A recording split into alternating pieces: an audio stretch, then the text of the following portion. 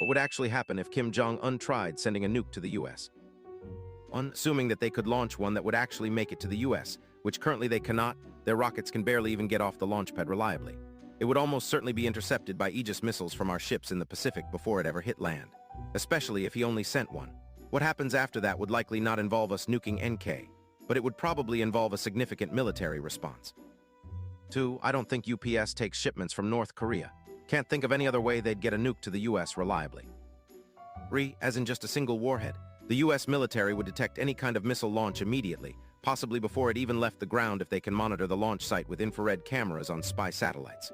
They'd almost certainly try to intercept the warhead, but they could fail. It would certainly be followed by massive retaliation by the US military. 4. It would fall in the sea. 5. Why would I turn down a perfectly good nuke? It's a wonderful gift from wonderful people, and we should all be grateful that they're willing to share with us. 6. They know how unfair the fight would be. They only want their nukes to threaten every now and then for attention or supplies. 7. North Korea gets nuked to oblivion in return. 8. The US would refuse to sign for it, and they would have to take it back. 9. Let's talk about what would need to go right for them to succeed. 1. Their long-range missile would need to work. Thus far, they haven't had great luck with that. However, it's possible, in theory. 2. Their guidance system would actually have to deliver the warhead where it's supposed to go. Also unlikely as they haven't really been doing target practice. 3. Launch prep would have to be missed by the US, because otherwise we'd have some missile cruisers sitting out there ready to launch interception missiles during the lift phase. 4. At the destination, the missile would have to be missed by our high-altitude early warning system, and then our terminal phase missile defense. 5. The warhead itself would actually have to work after ray entry, and its fuses would have to go off at the right time. All of that happened and some city got scrubbed with nuclear fire. The US would retaliate in ways that would literally shock the whole planet. First, literally all of the nuclear facilities or launch sites we even suspect they have would be wiped off the map less than an hour after the first strike. Whether that retaliation is nuclear or not would depend entirely on the brief phone call whomever POTUS has with China.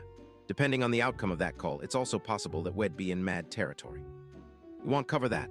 Just understand ICBMs and SLBMs would scrub any chance of them ever launching such a strike again. Next, a couple hours after the strike, all of the DPRK's anti-air defenses would disappear in a very short period of time. Any aircraft they have would probably be scrambling looking for the culprits, and then also explode. About an hour after that, their military installations would start to be vaporized by carpet bombing, including a nice neat set of areas right across the DMZ to remove some pesky minefields. At the 24-hour mark, boots would be on the ground in the country that don't belong to a group that reports to SOCOM. SOCOM teams were there shortly after the initial missile strikes. We're not talking a small amount.